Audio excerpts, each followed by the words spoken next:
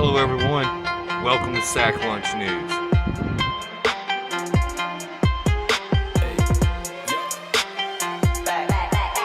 Here we go, making Billy on, getting icy zone, flexing, I've been swerving, make it trendy, we look sexy. Here we go, making Billy on, getting icy.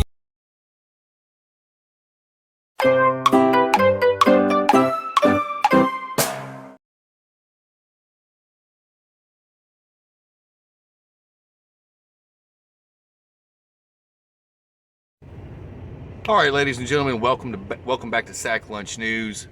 I'm your host, Brian. Today on this video, I will be covering all three Democrat candidates for governor of the state of Alabama. The primary is May 24th, 2022. The first section of this video will be covering a little more on Yolanda Flowers, and here's a few of my thoughts and opinions on some of the topics that we'll be covering about her, and I do have a few questions for her. So if she does run across this video, if she would like to, or a member of her campaign party would like to leave an answer to these questions in the comment section, feel free to do so. And I will also have questions for the other Democratic Party members who their campaign members or themselves can leave answers in the comment sections of my video in case they run across their video as well.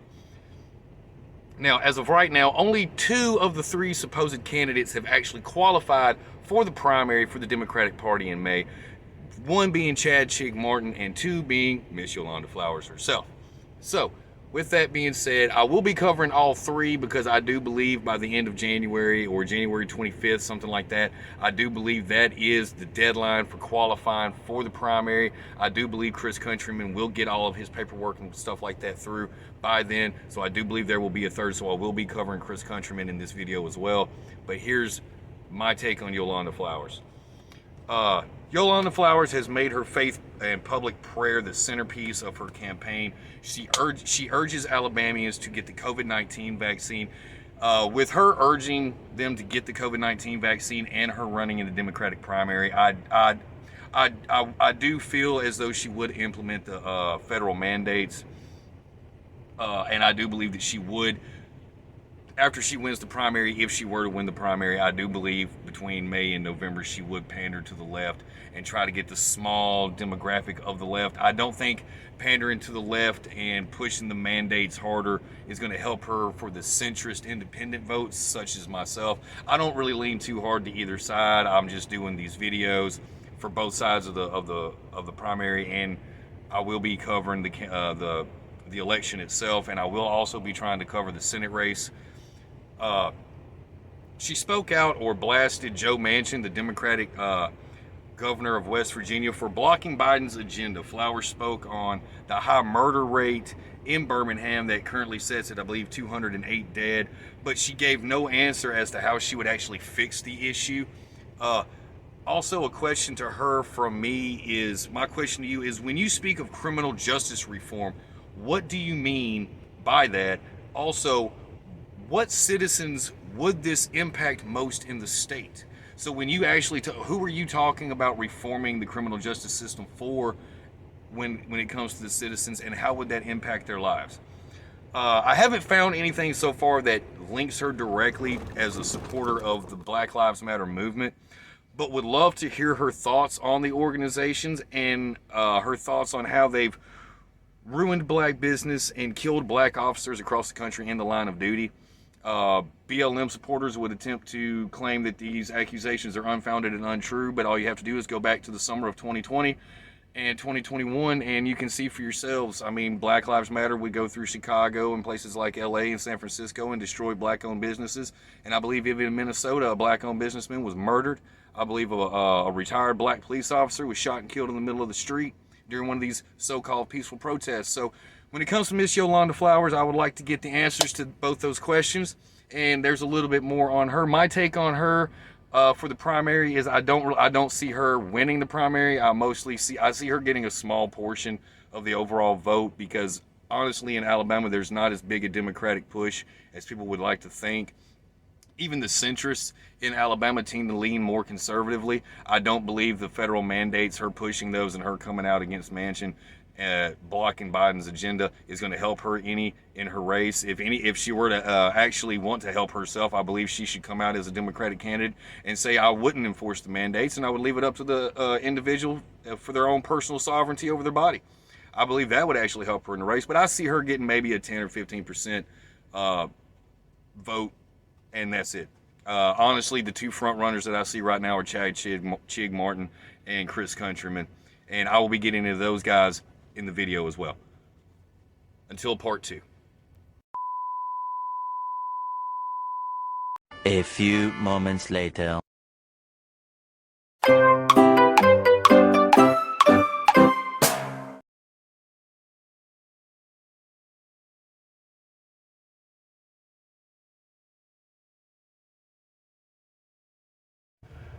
All right, ladies and gentlemen, this is part 2 of the 3-part video that you're currently watching. This is about Chad Chig Martin, who I believe has probably the best chance to win the Democratic nomination, unless Chris Countryman panders really hard, which I think he's going to do. But we'll cover him next, so stay tuned for that.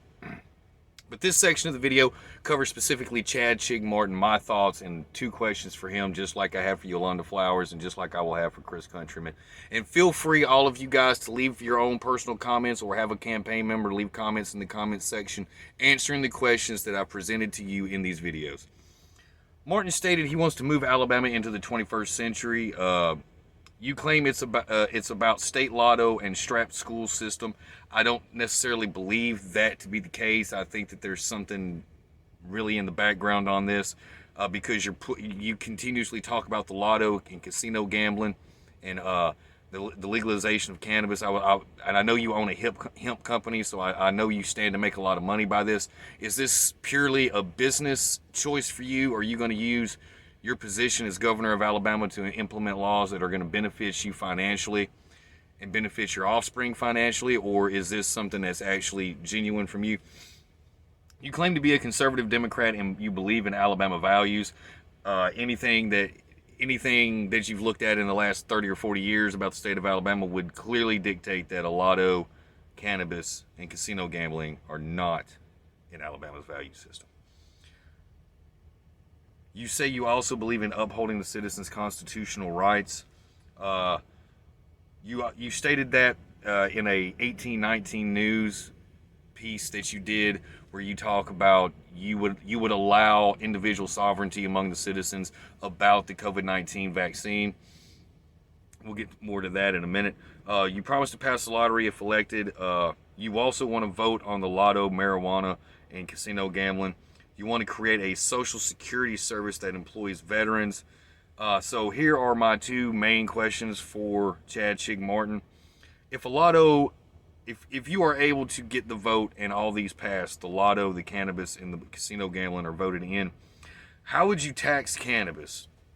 How would you implement that tax to help the citizens and this infrastructure of the state of Alabama? And how would you use that, and how would you advertise that to bring job growth to the state? And what projects would you use the leftover funds for outside of the so-called strapped school system? I believe it's just misappropriated funds. I believe that the school system technically should be fine. I just believe that there's been stolen money in different sections in different cities by different mayors and superintendents and things like that. What would you do about that also, about the chance that somebody steals the money before it gets to the school? Somebody embezzles it. Also, question 2, are you willing to tell Joe Biden that Alabama will not comply, or are you going to bend the knee?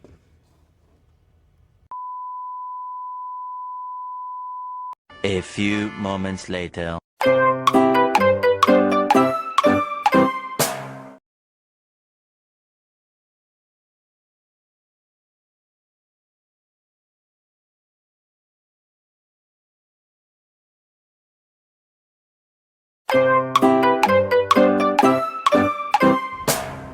Alright, ladies and gentlemen, this is the last installment in this video on covering the 3 Democratic nominees. Well, 2, but the third one who has at least declared his candidacy, Chris Countryman. This is covering the 3 candidates for Democratic governor of Alabama who will be running in the primaries May 24th, 2022. I encourage you all to get out and vote, anyone who is watching this. Now, this particular segment will be covering Chris Countryman directly.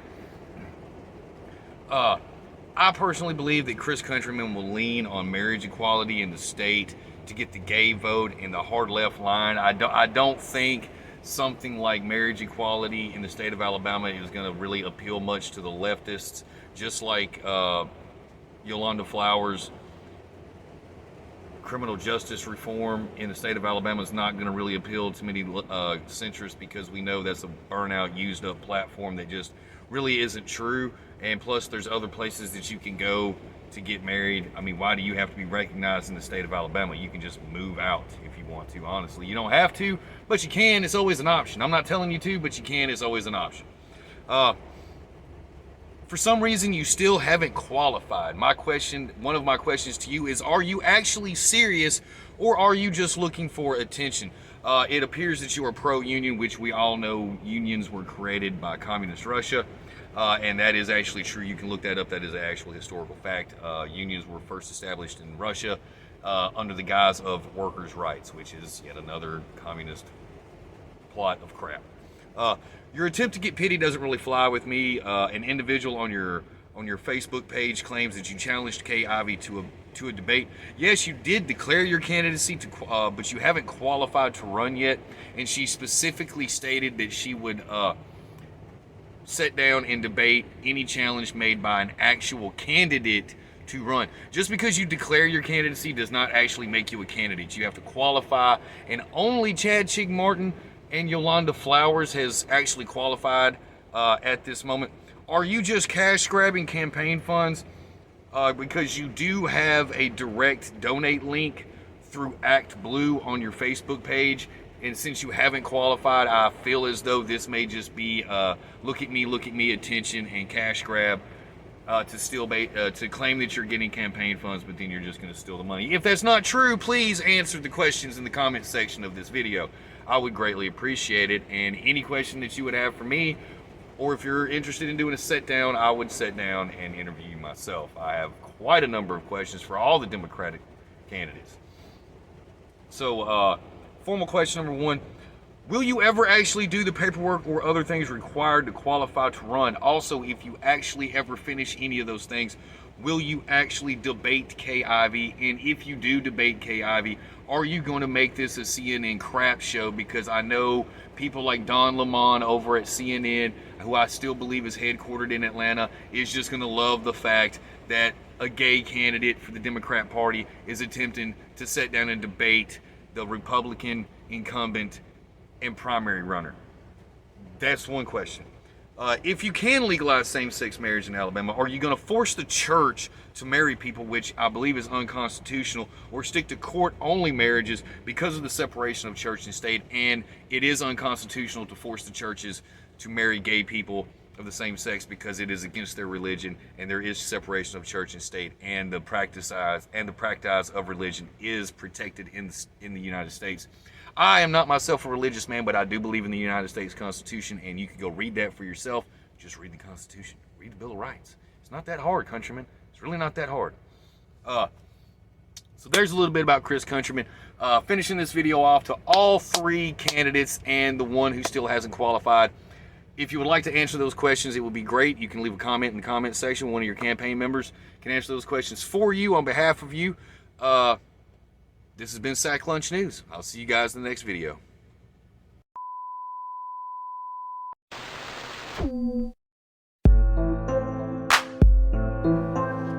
Thanks for joining. And as always, remember, like, share, subscribe.